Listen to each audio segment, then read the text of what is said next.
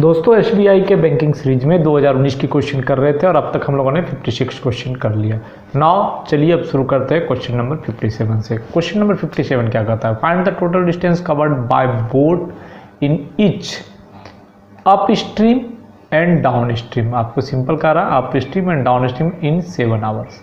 तो आपको सबसे पहले मैं बता रहा हूँ कि जब भी बोट और स्ट्रीम का सवाल आए तो हमको ये देखना है, एक अगर अप स्ट्रीम है तो दूसरा डाउन स्ट्रीम होगा, और जो फाइनल स्पीड होगी अप स्ट्रीम तरफ जाएंगे तो बोट माइनस स्ट्रीम, और जब डाउन स्ट्रीम में जाएंगे तो बोट प्लस स्ट्रीम। ये फाइनल स्पीड होता है, ये आपको ध्यान रखना है। दिया हुआ है कि the speed of boat in still water, speed of boat आपको दिया हुआ है 21 kmph, स्पीड ऑफ स्ट्रीम दिया हुआ है स्टिल वाटर में 3 speed of boat, speed of stream 3 kmph।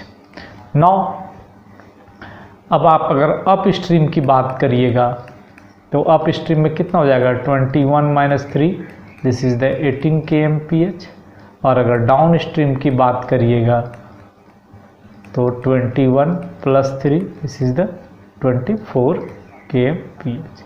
ये दो चीज़ आपको मिल गया, ठीक है। अब क्या पूछ रहा है कि 7 घंटे में कितना दूर चलेगा?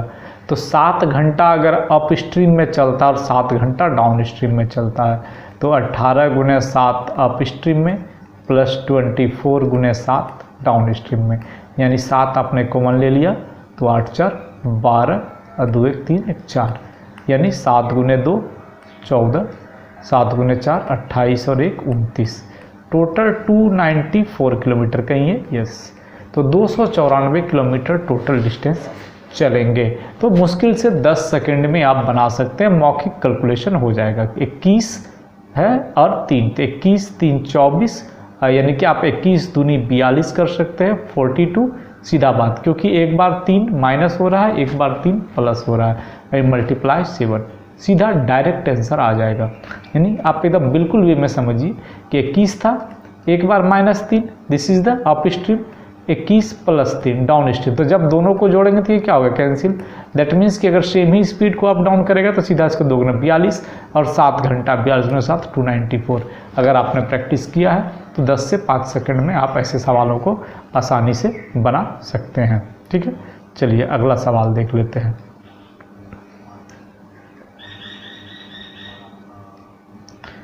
Ratio of income of A to that of B is 5:9। A और बी का इनकम है 5:9, यानी 5x और 9x, कोई दिक्कत नहीं। Expenditure of A is 3/8 of his income, ये हो गया इनकम। एक्सपेंडिचर में आइए, ए का एक्सपेंडिचर है 5x का 3/8, यानी मल्टीप्लाई 3 8x। बी का एक्सपेंडिचर है 4x by 9 multiply 9x, this is the 4x, और ये हो गया 15/8x। ये दोनों का एक्सपेंडिचर है, ये दोनों का इनकम है। Their savings, sum of their savings is 1950। Sum of their savings यानी कितना निकलेगा? तो दोनों का सेविंग्स आपको निकाल पड़ना पड़ेगा। दोनों का इनकम 9 और 5 14x में माइनस कर दीजिए दोनों का एक्सपेंडिचर, यानी x LCM 15/8x plus 4x, यानी 14x minus 15x plus 32x, यानी 14x माइनस, तो इसको आप माइनस करेंगे तो कितना आ जाएगा? इसके नीचे 1 पर LCM 8, 112x minus 47x, this is 5, यहाँ बच गया 65x/8, और ये इक्वल टू है 1950, इज इक्वल टू 1950, यानी x का वैल्यू कितना आ जाएगा? 1950 मल्टीप्लाई 8/65, डिवाइड कर दीजिए। 5 13 से 65, 1 5 5 से 3 0 240। क्या पूछ रहा है? Find the difference between their income. तो 9 में 5 गया 4x, तो डिफरेंस 4x यानी 4 गुने 240, 960 कहीं है? Yes, this is the option 960। तो बस बहुत ही आसान है एक्चुअली। मेन बात है कि निर्भर करती है आपकी प्रैक्टिस पे। हमने कोई रामबाण उपाय भी नहीं बता रहा है और ना ही आपको कोई ट्रिक बता रहा है, सिंपल वे में सॉल्व कर रहे हैं, समय नहीं लग रहा है अधिक। आइए क्वेश्चन नंबर कर लेते हैं 59। A alone can do the work. A है, बी है। ए करता है 12 दिन में, तो 1 डे का वर्क इसका कितना होगा? 1/12। A and be together can do 7.5 days. अगर ए प्लस बी का एक दिन का काम निकालिए आप, तो 1/7.5 यानी 10/75, 1/7.5 है। ये इसका एक दिन का काम है और ये एक दिन का काम है, तो बी का एक दिन का काम कितना हो जाएगा? 10, इसको डिवाइड कर देते हैं, 5 2 जा 5, 15 जा, तो 2/15। दैट मीन्स कि 2/15 बी का काम निकाले तो A/B 2/15 और माइनस ए का 1/12। LCM 60, 8 minus 5, 3/60, 20, 1/20।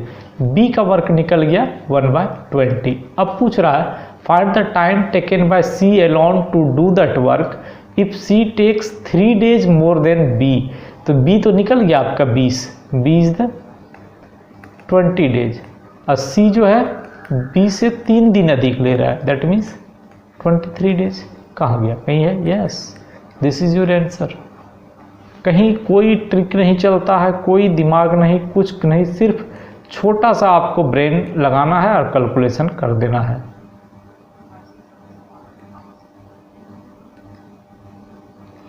Ratio of base and perpendicular side of A right angle triangle. एक राइट एंगल ट्रायंगल है, यही आपके लिए। इसमें बेस 3 है, परपेंडिकुलर वर्ड 4 है, यानी इसको 3x 4x कर दीजिए। ये क्या निकल जाएगा? 5x। पाइथागोरस थ्योरम सिंपल है, 3 का स्क्वायर प्लस 4x स्क्वायर यानी 9x square plus 16x square, that means 25x square यानी 5x। ये आपने निकाल लिया। अभी बोल रहा है कि and its base is equal to the side of a square having area 81। जो बेस है, ये बेस किसी स्क्वायर का साइड है जिसका एरिया दिया हुआ है 81 cm स्क्वायर, यानी ये तो 3x है, तो एरिया ऑफ स्क्वायर क्या होता है अकॉर्डिंग टू क्वेश्चन आप करेंगे अगर, तो 3x का स्क्वायर मतलब 9x square is equal to 81, 9 9 जा 81 यानी 3 का स्क्वायर, x बराबर वैल्यू निकल गया 3। Find the perimeter of triangle. तो पेरीमीटर इज इक्वल टू क्या हो जाएगा? सबका जोड़ 4 3 7 और 5 12x यानी 12 गुणे 3 36 सेंटीमीटर। 10 सेकेंड एकदम कैलकुलेट आप समय निकाल के बनाइए घर में, 10 सेकेंड के अंदर आप सॉल्व कर लेंगे किसी भी सवाल को। आ गया तो वीडियो को लाइक शेयर करना नहीं भूलिएगा, और हाँ जितने भी आपके पास ग्रुप हैं सोशल मीडिया व्हाट्सएप, आप दोस्तों तक पहुंचाना मत भूलिए, क्योंकि बिल्कुल फ्री है, सारे वीडियो सारे क्लास, कोई हिडन नहीं है। थैंक यू, फिर मिलते हैं अगले दिन। गुड लक, जय हिंद, जय भारत।